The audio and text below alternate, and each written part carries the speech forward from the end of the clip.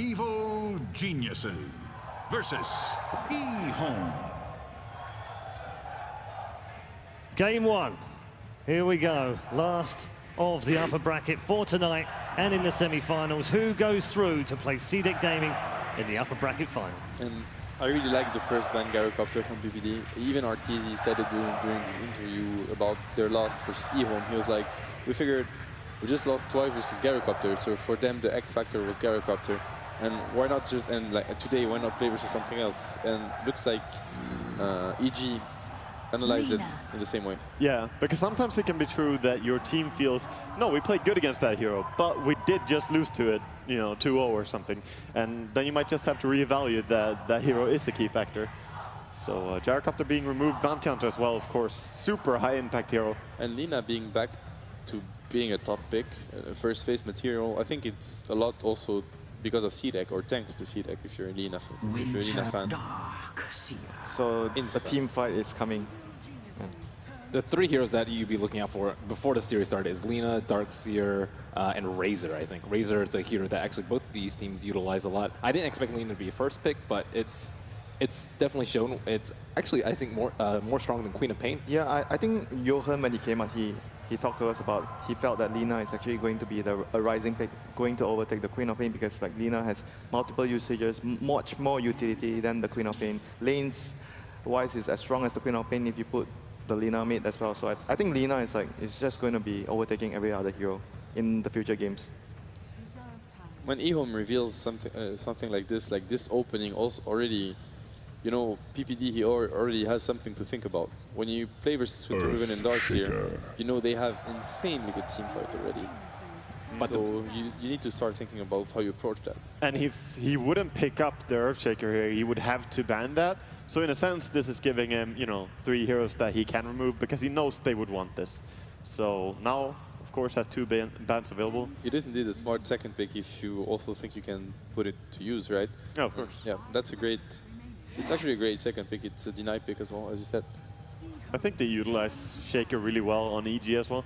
It's a hero that some teams just kind of use better than others. Would you actually think that they might remove the Phoenix or just give the Phoenix to Ehome and actually just pick like a counter, like Silencer? We haven't seen that so much from EG, but in the past I know that during DAC, PPD actually prioritizes picking Silencer, specifically against the Phoenix. I think even without the Phoenix, I think you might still go for the Silencer. Like against Winter Wyvern Darkseer, you always need some sort of combo breaker. Earthshaker is pretty good, but Silencer, I think, is far more reliable. I feel like Silencer is good versus Phoenix on the lane, especially. But after that, I think it can be so-so. You know, Phoenix can always get a use or a BKB because he doesn't really need that core item. Like, he can itemize how he wants, pretty much. And lots of Phoenix will just dive in before anything happens. Yeah, the hero just basically itemizes depending on situation. Exactly. And there's no certain item, apart maybe from Midas, where you always see maybe 90% of the time that the hero gets, and everything else is just subjective. However, I feel that Silencer, he is a really useful hero in the current style because he can break the initiation. It's even if you can remove the silence, that still stops you from going in as a team. And it's a lot about the fast execution here. If we have Vacuum, Winter Wyvern ulti, if you go with these 2 heroes and the rest can't follow up, for example, that's terrible. So Silencer is definitely something to think about. Yep. I would definitely agree. And Phoenix is indeed available for Ehome to grab. They are going to ban a hero into picking another one. They can actually just ban. I was thinking maybe if they really wanted the Phoenix and they were worried about a Silencer, this is the junction. They can just remove Silencer and just go into the Phoenix pick. And it is already a very, very good Rubik game with only Shaker and Lina. Fisher and Lina stuns or any other spell he can steal here. Pretty much not a single bad spell, like apart from maybe the Enchant Totem, but even that can be a good spell in Rubik in some cases. So yeah, very nice 2 heroes to start with. And that also puts EG on the spot. You don't want to draft something that gives way too good of a spell away. Some heroes are just hard, especially channeling it. And the Razor, as you mentioned, Ben, that would be. It was indeed a key priority for those heroes as it was banned.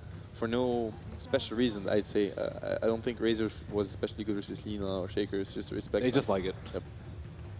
Yep. Might also just be that they don't want to lane against this hero because early on he can control some lanes really well. Oh, they're going to go into Dazzle. No surprise at all. EG had great success with this hero in the group stage. They played really well. So Ehome, so far, I think they are not going to pick Phoenix anymore by revealing the Rubik, since the 3 heroes here. RTK is going to be playing the Darks here, so there's no more room for a hero like Phoenix here. They need a core and probably a very farming heavy mid hero for CTY here. TA? It's banned out. They it is? EG very smartly banned out the TA against CTY. He does play that amazingly well, and he is one of the most dominant mid players in the world. I feel like that Dazzle pick is a big defensive. They don't really have setup for Dazzle. I feel like EG is going to go for a late gamer as the first pick, because I don't understand why they grabbed Dazzle that early. I think it's quite defensive. But with both Naga and PL being banned out, you don't really have illusion heroes to combine the Dazzle and the late gamer, so it's just Dazzle protecting some standard farmer. Of course, there could be anti-mage. Exactly, I was thinking of the anti-mage. That's why I was saying that, because then the Grave to help him survive the the first go that we was talking about with the Winter Wyvern, the Vacuum, and then he keeps on split pushing or whatever. But yeah, and there are 3 int heroes already, so a lot of mana to burn. Yeah, but generally when EG plays on the Radiant side, they build their lineup based on pushing. That's what I noticed. So anti-mage is like more late game. Probably they would do that, but against the Storm, yeah. Storm Darkseer, we've seen it was LGD. Mana Void, didn't work, but they. Anti-mage. Why would you not pick AM when you see Storm, along with Darkseer, along with Winter and Rubik? This is just a dream It game. really felt like they prepared it though. That we've seen the Dazzle anti-mage. Actually, it's one of the duos we've seen the most. And Dazzle anti-mage, a lot from LGD, and it's just something to protect the anti-mage and keep him going. Looking pretty scary for Ehome now, because we saw earlier today how dangerous it can be when Storm, he has to initiate. In this lineup, unless you get an early Blink Dagger on your Winter Wyvern or something, you have to go first as Storm to make the enemy take the fight, and then you have no mana and anti-mage punishes you. CTY does tend to build Lincolns though, and there is a lot of counterplay, so I think it's okay. I think they were really hesitant about it because they knew the AM was still in the pool. That is a very good point. They took a long time to pick it. I mean, right now, what do they actually go for as their One of the core? they had Night Stalker versus anti-mage yesterday. I mean, it's a carry this time around, so it might Yep. be different. Like Luna is the one that we saw the teams earlier did against anti-mage. You push and you just take the towers down. I think Night Stalker is amazing here. Look at the silence and how much he can do against Evil Genius's lineup. You can silence Dazzle, ES, or even Lina. Sure, if she has a Yule Scepter, she can get rid of it. But it looks like a great pick, and it's similar to what they played earlier. They had Darkseer and Night Stalker and just ran at people. Sure, that was with TA, but Storm can execute very similarly. A hero we haven't seen at all at TI is the Raw Ranger. I think it could also be an option sometime, in pushing lineups. And I know I say that because I know Ehome they run draw a lot, and in their scrims before TI, they were doing a lot of draw strats, and we haven't seen it yet. It's deemed very risky by teams now just because her late game is not good, especially versus anti-mage. But first 25, it's really good. I think Ehome could also want to pick up Silencer if they really wanted to. Again, Silencer's been like a hot commodity, and we talked about it being good versus Ehome, but if they took it for themselves, there's like no way they can stop a Storm Zip or a combo by Darkseer. It works really well with any initiation like Clockwork or Storm to jump in and then just silence the enemy team so they can't react to it. And that could be a good combination for Ehome. Either way, they just need something else that can help the Storm initiation, whether it's a Night Stalker charging in or a silence. They actually can go into Luna. So more hard carry and more Lunas in this. Today has been the day of Luna. Yeah, and their lanes are really strong, so it also opens up possibilities whether they can challenge the anti-mage's farm. That's a very interesting last pick. So it's going to be a Universe Shaker, I'd assume, and PPD and IOI on the Lina. He also plays Lina offlane sometimes too. Okay. Yeah. That would put Sumail mid Shaker though. That would be exciting. Or actually he's playing the Queen mid, yeah. Yeah, Exciting draft. Universe is going to be on the Shaker. Very exciting draft indeed. Thank you very much, gentlemen. We'll get your views after our first game is done and dusted. But let's head down to the arena now with the commentary team. That's right, all events. The crowd has been good about keeping the cheers for all of the teams, but there's no taking away the home field advantage for Evil Geniuses. As you can see, the fans behind me are lining up for their favorites, EG. I mean, with Complexity gone, they're the last Western hope. This feels like the team that everybody from NA is rooting for now. It's hard to top that, but I mean, there are plenty of Ehome teams here too, or Ehome fans here too, as ROTK has garnered a lot of support for himself after his story. Absolutely. Of course, I'm Capitalist. I'm joined by Blitz, who somehow continues to be a relevant co-caster in the scene due to the constant Storm Spirit picks. Congratulations, buddy. I couldn't be happier for you. And Cap can actually just bust out the notepad, watch Universe play not 5K MMR Earthshaker games. 6K, excuse me. Okay, my bad, dude. All right, Evil Geniuses versus Ehome. This is sure to be one of the most exciting matches of the whole entire tournament. I feel like Ehome, they took it to secret so dominantly, and what I really felt like Ehome do best is that when they are determining the tempo of the game, when they are in control, they make very few mistakes. However, I do feel that Ehome do make some rather simple mistakes when they're pressured, and I think that's the one thing that Evil Geniuses, you can say a lot about them. Even just the mid-lane matchup, right? Sumail versus CTY, this is easily two of the best mid laners in this whole entire tournament facing up against each other, and both of them are known to be aggressive fighters who want to be able to win their lane, and a skill-based matchup. I almost feel as though that'll hurt CTY in this matchup. The Storm Spirit against the Queen of Pain is heavily favored for the Queen of Pain because there's almost no way that the Storm kills the Queen of Pain, but the constant Shadow Strike harass, the fact that when you're level 6, you'll almost always hit level 6 before the Storm Spirit does, and when that happens, you should be able to just burst him down. And I think that CTY is actually one of those players that tries to get too much out of the lane sometimes, and so for me, mid matchup is where I'm at. And I think this is going to determine a lot of it. If CTY gets soloed and lets Sumail snowball a little bit too hard, I feel like EG can just roll to a win.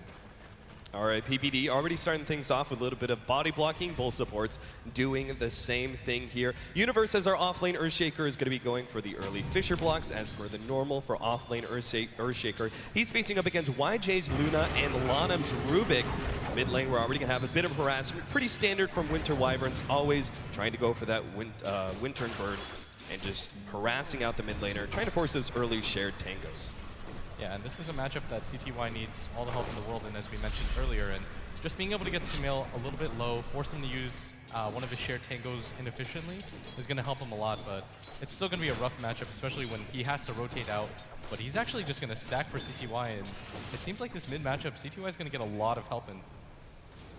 It's probably for the best, right? As you were saying, it's a very dangerous matchup for a Storm Spirit. You want to play maybe perhaps a little bit more passive, which CTY is not really known for being. So that help from DDC may be essential now. He's going to rotate back up to the top lane to help out with the pulling. Meanwhile, bottom lane, we've got RTK playing his signature Darkseer. Now, this is a lane that he's going to have some potential harassment coming out from the Animage, but for the most part, he's going to be putting a lot of pressure on that carry to try and get as much CS up against the double Ion Shell. It's always hard for a melee carry at this point, right? Yeah, but AUI catches ROTK with the stun and just going to right-click him down. Not level 2 quite yet, but you just want to try to harass him as much as you can. And this Anti-Mage versus Darkseer matchup, we've seen it a lot. And I think it was actually Black that said he feels that it's incredibly Anti-Mage favored. Once you get a few levels of the mana break, you can just zone him out.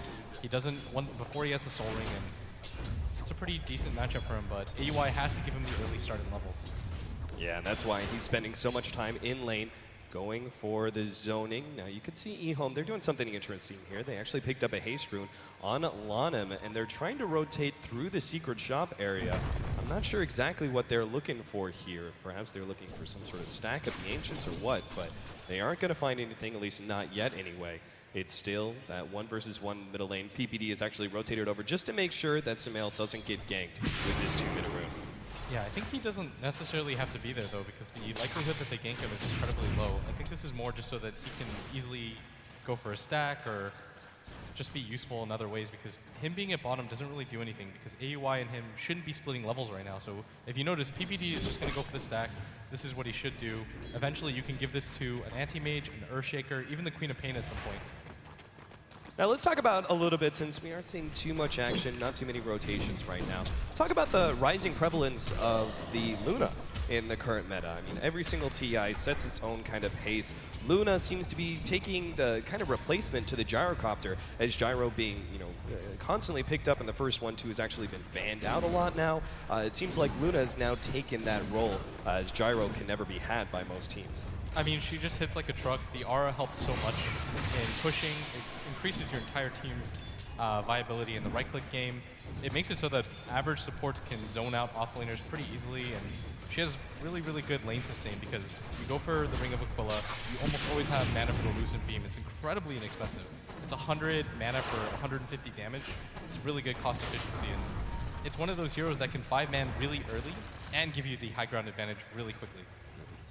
Now, I actually want to go back. In the early draft, you saw the Lina picked up from Evil Geniuses. And I'm going to give you some credit. You said, you know, I bet that's going to be an AUI Lina, and they were actually going to be running a mid Storm Spirit. Now, Ehome were actually the ones who picked up Storm Spirit first, the response from EG being the Queen of Pain. Can you explain a little bit your reasoning behind why you thought it was going to be that way? I just think that EG often do this where they take a hero that you think is going to be a Sumail mid hero, like the Queen of Pain or the Lina, and then people just forget about it, and then they're able to get a really free Storm game from him. I actually think that's how they set it up every single time, and so I was almost convinced that was going to be an AUI Lina, because it was taken way too early. And once you see that Lina, you're thinking to yourself, okay, what are the heroes that can counter it? How are we going to counter it? And you're overly focused on it. Yeah, and even if it isn't a Storm Spirit, putting it out like that, you know, like putting out the early mid and going, okay, focus on the fact that it's going to be, you know, this hero mid and try and counter it that way, and all of a sudden they go, surprise, that's now going to be a 4-position Lina, and we're running a different mid. That's a good way to set up Sumail for success, who is known for being very much a 1-versus-1 mid lane focused player. Exactly, and I mean, the hero that you don't want to give him under any circumstance in a game like this is probably that Storm Spirit, but I mean, it's just a really smart way for PPD to set it up so that there's no anti-major in the other team or anything like that. But Sumail's pushing the lane forward. He wants to look for this opportunity. He's got enough stick charges. He's gonna go for it. There goes the ultimate. First blood picked up by Sumail. Lanham gonna try and counter him as best as possible. It looks like with the help of the tower, they might be able to get this kill to Shellgrave. Comes in on time from PPD, and now Sumail just trying to get that distance. There's gonna be no heal out. The wand is not gonna be enough. Lanham, he's gonna be targeted out by PPD. He doesn't have enough damage by himself, though it seems, but AUI comes in from the side, and they pick up a 2-for-1 special in the middle lane. And that's what I'm talking about. CTY, I really feared that this was going to happen to him. He just gets a little bit too greedy. The Queen of Pain is always going to get the level 6 before you. It's just the nature of the matchup. You have to be on your toes. You have to realize Sumail's going to dive you there. And as a commentator, if I'm seeing it CTY, that's the second time I've seen him die like that. I think he actually did it in the group stages as well against Sumail. And it just felt like a repeat. Oh, look at that. Spamming out. Stop spamming the Ball Lightning. He wanted to dodge the Shadow Strike there, but Sumail just next level on next level. Both of them kind of stop spamming their spells to try and force the other out.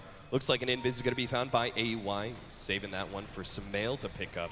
Perhaps he's going to use it with his next ultimate coming off cooldown in 1 minute's time. Ehome, though, actually, as they pick up their rune, they go for a 3-man smoke, but Universe has already backed himself up. It doesn't look like, well, maybe they will find the kill. Universe is going to charge right forward. They've got the ward, leading with the telekinesis, and CTY jumping in. Universe very dead, couldn't even get off of Fisher. And this will then allow them to take this tier 1 blitz. You hit on it so many times in our broadcast, especially going into TI.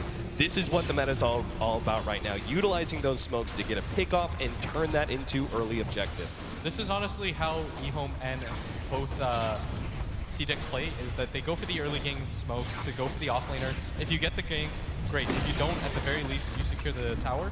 And the way that you can spot Ehome doing this is, when you see that siege wagon come in, they always get aggressive because they want to push alongside it, and great job by them being able to execute that and slowing down Universe. But at the same time, Sumail, he's doing the stack right now, and he's just getting further ahead of the Storm.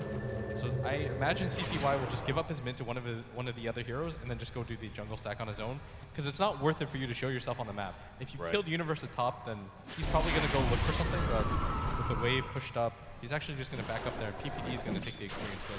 Nice efficiency there. AUI actually, when he had to go back to the base, he TP'd into the tier 2 to pick up Sumail's bottle and refresh that one as Sumail was clearing through the hard camp stack that PPD built up for him. And in the meantime, PPD got some nice solo experience in the middle lane. It's kind of interesting though, they put the more pressure on the Dazzle to be the mid and pick up that solo experience, as normally it would be the 4-position Lina, right? I mean, AUI is eventually going to take over that bottom lane. Once Sphere has enough to jungle pretty much, is when he's just going to rotate to that bottom lane. And I noticed that EG do this often where they leave AUI in lanes that look sort of risky, and they hope that teams go for him instead of assaulting the jungle. Or if teams don't go for him, they're assuming like, okay, it's only AUI, and he gets free farm anyways. And I mean, we've seen what he can do when he gets just a few minutes of space. And I feel like EG abuses that to the max. Yeah, so essentially at that point in time, you're looking at either, hey, if you try and gank us, you're going for the Lina first, in which case that's an okay, like especially if you smoke for it. Not a big deal if the 4 position is ganked, making sure that your safe lane Fear manages to be the one that avoids that gank. Speaking of that, AUI, he's going to be caught here. Lunham, telekinesis, YJ, doesn't even need the ultimate. Not necessary. That's the damage that we're talking about from the Luna Aura.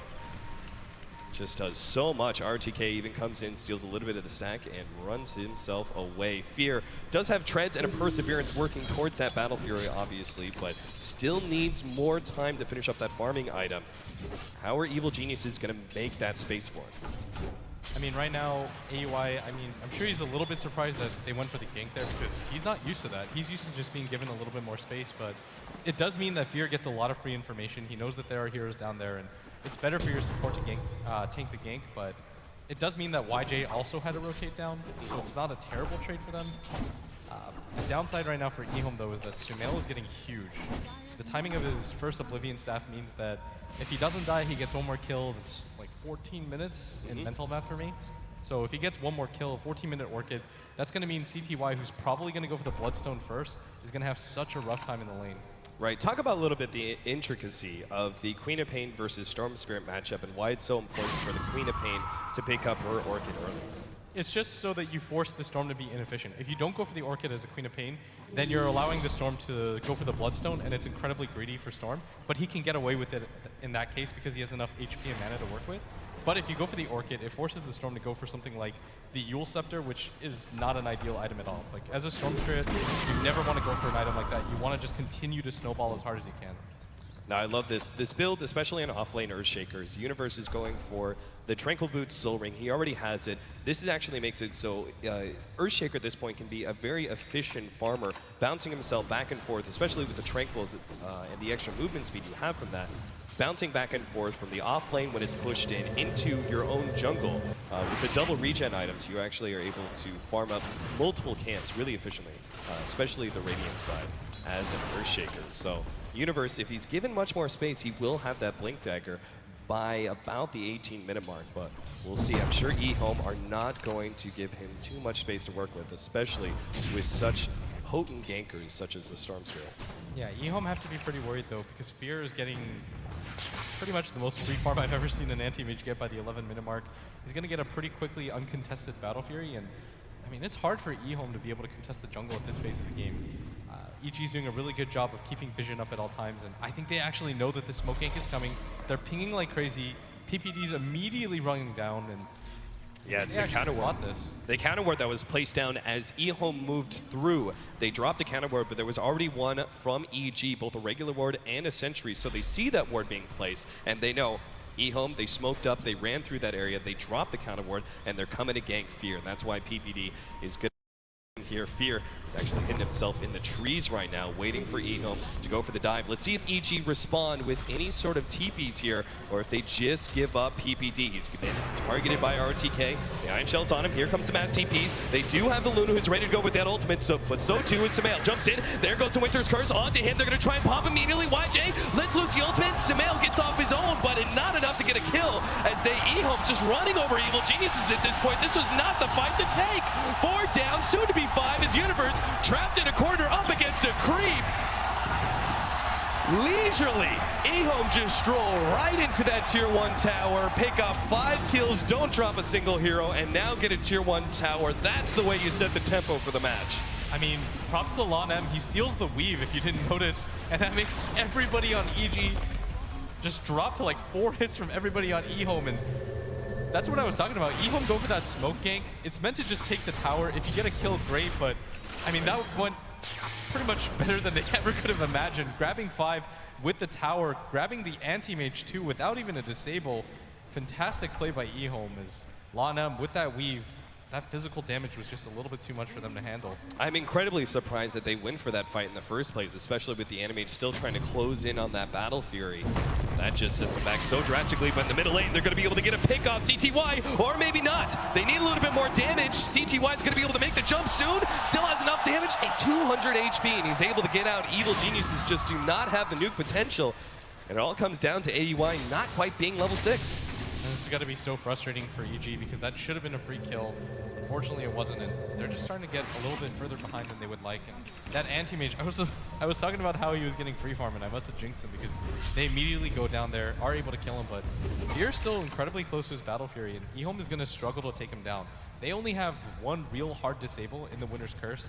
The Rubik Lift at the end game doesn't really suffice, and at the same time, once he has enough farm, it's going to be so hard for the Storm to show himself on the map. You saw it earlier today where, you know, Storm shows himself on the map, instant one-shot by the Mana Void. You've got the Mana Void, you've also got Earthshaker, who's an incredibly good jumping hero against a Storm Spirit with such, you know, instant jump, chain disable between the Echo Slam and then the follow-up Fissure. And that's going to make it dangerous. And of course, the Queen of Pain is still angling to pick up that early Orchid. As CTY is actually stocking up a lot of gold. We're still expecting the Bloodstone, though, of course. Yeah, I think it's more likely he could still go for a full Yules here. I actually might think Yules is a little bit better. He needs some way of escaping everything that EG has just to extend the fight. Really? Because you were raging pretty hard about Yules just earlier in the break room. How you really did not like that item on Storm I mean, Spirit. I still think he should go for the Bloodstone, but if he decides to go for the Yules, I wouldn't hate him for it. I think if the Queen of Pain gets an Orchid in the next 2 or 3 minutes, I think it's well worth it. All right, Fear's still getting some farming time here in the top lane now, and they're giving some room to Universe as well. He's actually got 1,000 gold in the bank working towards that Blink Dagger, trying to get the most efficiency out of their jungle as possible while still safely doing it. Sumail's farming up that hard camp. And there goes Ehome. And this is the thing that's really dangerous about Ehome. We constant a lot of them in the group stage. They look pretty much flawless when they're in control of the game.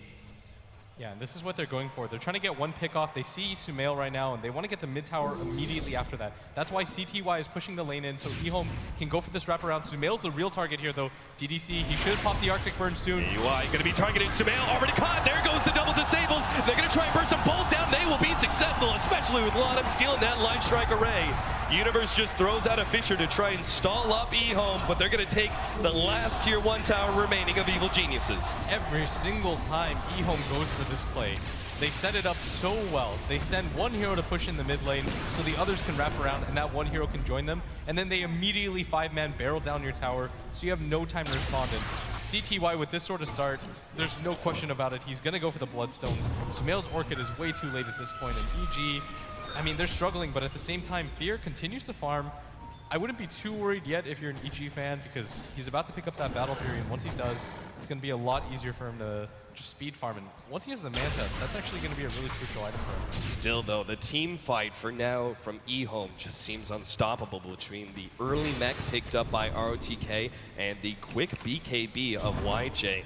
It looks pretty obvious that Ehome are kind of going all in for that 20 to 25 minute marker. And if they can actually take down all the tier 2s, pick up Roshan with the amazing amount of team fight that they have, they'll just get such a large net worth lead. Now AUI is going to be caught here. Lanham stealing that one. They actually managed to grab the blink as well, so he may look for more. No, never mind, just AUI. That's all they can find. That's a free Blink Dagger.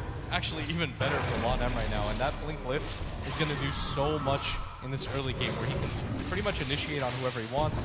That'll mean that Sumail is really susceptible to ganks. He only has 1,000 HP. CTY, he's going to push this even more aggressively, not going for the Bloodstone. He's going for the Orchid. He says, you know what, good luck, Sumail. You thought you were going to get the Orchid first with that early start in the laning phase? Nuh-uh. Yeah, and he opts to go for the Orchid, I think, mainly because he wants to slow down the anti-mage's farm and just apply as much pressure as possible. I think this is also in response to the fact that they've won like 4 consecutive fights in a row, and this means that he'll always get the jump off on Sumail, and getting the Orchid on Storm is so much more important than the Queen of Pain because the Storm can roll in from pretty much any distance. Right, he can actually put out 90% of his damage as he jumps in, gets that instant disable, and get a whole bunch with the Orchid, whereas the Queen of Pain can't do the same. She jumps in, Orchid's up the Storm Spirit, but doesn't have a disable to chain with it, so the Storm Spirit's just gonna, you know, Orchid her back, and there's no damage there.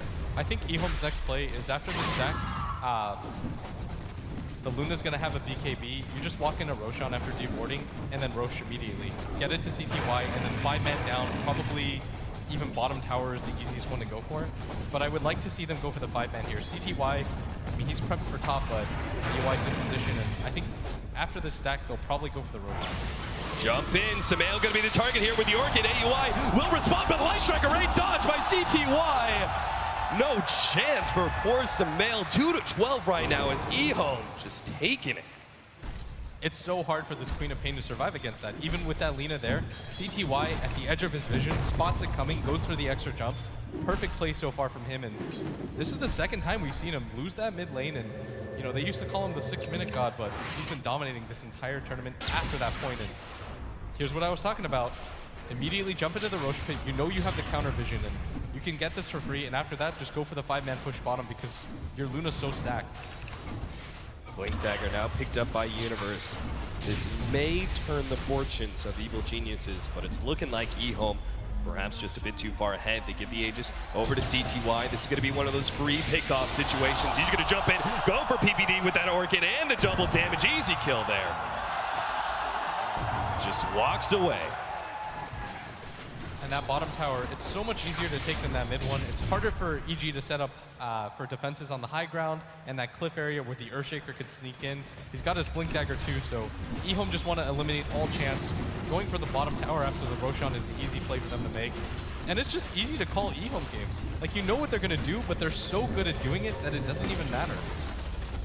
Look at that. If that doesn't say so much about this game. Comparing the two offlaners, ROTK has already picked up his Arcanes, Mech, and Blink Dagger now at the same time as Universe has just picked up a Blink. Goes to show a drastic net worth difference between the two as we hit the 20-minute marker. What's the total net worth difference right now? Ehome over 10,000 gold lead right now, 10,000 experience. Yeah, that's pretty absurd at this point in the game. It was just so many ganks that they set up for that they went for. They were originally going for the tower, but they pick up 3 heroes. They pick up 5 heroes in one engagement. They go for the Roshan. They take a tier 2 uncontested. None of their tier 1s have fallen at this point in the game. Ehome's TPing to every single one of them, and I mean, Fear, he's alone here. The TP just manages to get him out.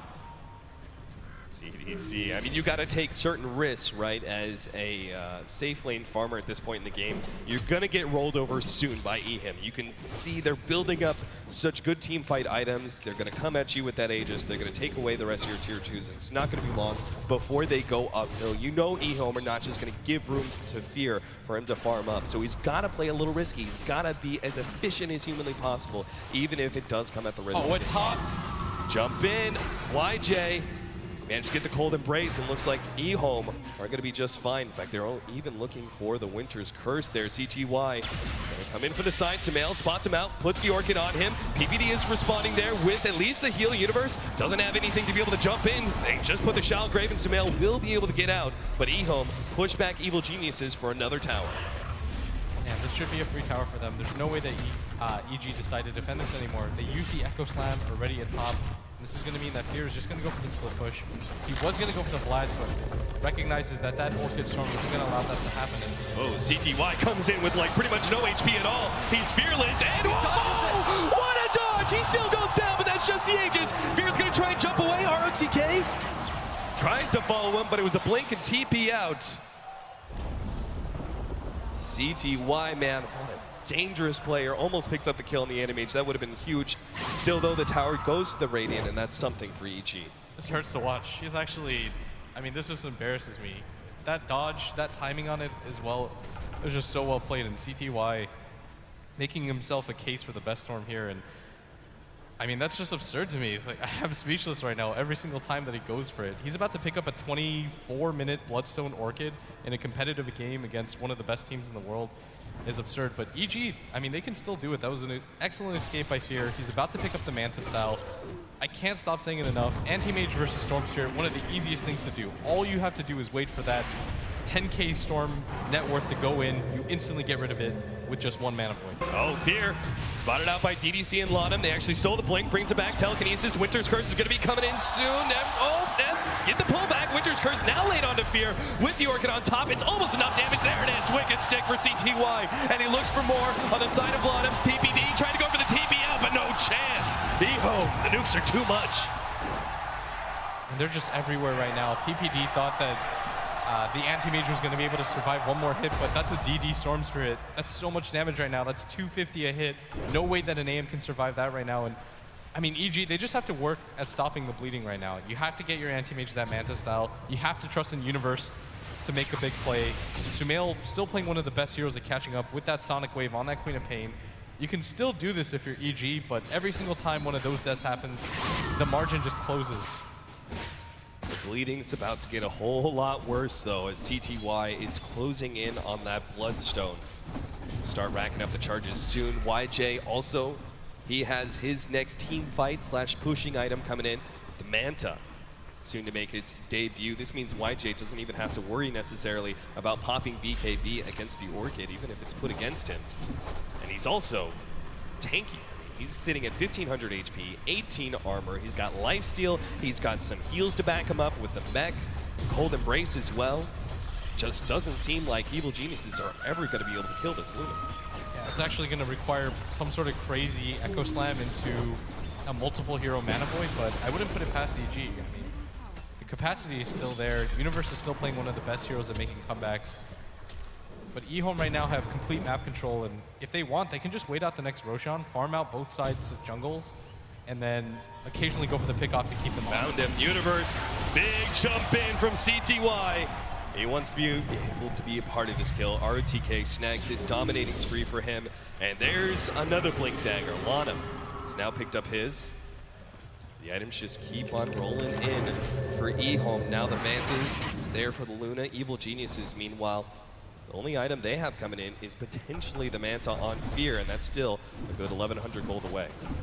Once he gets that Manta style, the real game begins. If he's able to actually get some towers down, split push, and force some pressure around the map, he can actually start to do some stuff, but it's going to require near perfect play from him. I mean, we saw it from Burning's anti-mage today. It's not within out of the realm of possibility that Fear can turn this game around. Again, it's still one of the best counters in the game, but it's the rest of the team that's struggling so much. RTK, he's actually going for an ultimate orb here. Is there a possibility that we're going to see a Lotus Orb? I think that going for, I think if you go for an early Hex here, it's almost unstoppable. Over going for something like the Shiva's Guard, I think that going for the Hex might actually just be a game ender. If you get something like the Lincolns for your Storm Spirit, and he can just trigger Lincolns after Lincolns to stop the Mana Void, that would be incredibly strong too. If you notice EG's lineup, they have very little single target outside of Sumail, and if you block an Orchid, that's fantastic too for your Storm Spirit.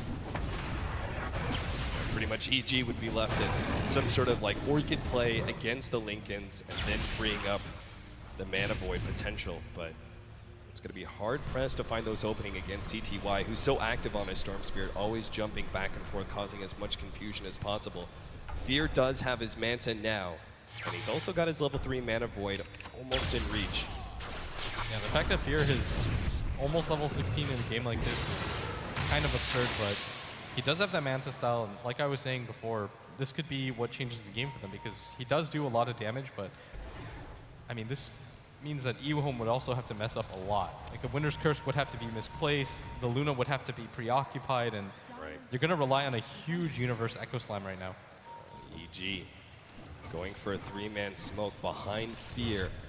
Hoping to be able to catch somebody in this top lane and turn it into an objective. They're going to lead onto ROTK. Sumail jumping in, going to try and blow up the Darkseer as soon as possible. Everything being blown there. Now CTY jumps in with the Orchid onto Sumail. Fearlessly going for him, but against the Manta of Fear, he's going to be driven back. Oh, he's out of mana. He's completely out of mana, but he has a regeneration rune. He pops it now, and this is the opportunity for Ehome to turn back. This may not be an easy tier 1 tower for EG, and they know it too. They're already going to start TPing back. AUI's going to be caught. He's already done for. Lays out whatever spells he can, and all EG leaves is just the Manta illusions to push in the tier 1 tower, but it's not going to be enough. The tower stays up. It was still a decent trade for them though. They lose the Lina, but they get a kill on the Darkseer, and they just need to play a little bit more actively, which is what they were going for. Open up some space for Fear, just make it a little bit easier for him to farm. And now that you've seen 3 heroes rotate and TP top, it means that Fear's going to have all the time in the world here to just farm. And this is kind of the play that you have to make. You trade one of your underfarm supports just for information. So at this point in time, Ehome very clearly in control of this game, but at what point do they make their move? Are we looking at the next Roshan, they grab the next Aegis, is that going to be enough, or do you want to see them finish up the Butterfly, or maybe just control the map and get a 6-slotted Luna? I think you go for the Aegis for sure. There's no reason not to at this point. You can probably smoke before the Aegis. wrap around, try to deny EG vision, and try to pick somebody off. And if you do, then you go for the Roshan for sure. If you don't, then you get the Roshan anyways. So I wouldn't be surprised if Ehome decided to go for a smoke before the Roshan. Jump in, free pick off there. There goes AUI. CTY finds some more Bloodstone charges, up to 11 already. Uh-oh, Fear. Spotted out here, actually pops a Manta, turns a fight to YJ, but that's not the right idea. With the rest of Ehome right behind him, they lock down Fear and will now free up the easiest Roshan of Ehome's life. That must have been such a surprise for ZYF. He walks in there, he's like, wait a second. And then everybody from Ehome responds with like, that's the real one, as soon as he pops the Manta, and they were able to get the kill on that, but just unfortunate mistakes by EG right now that they can't afford to make, as CTY is going to get an Aegis, and now that Mana Void play gets a little bit weaker.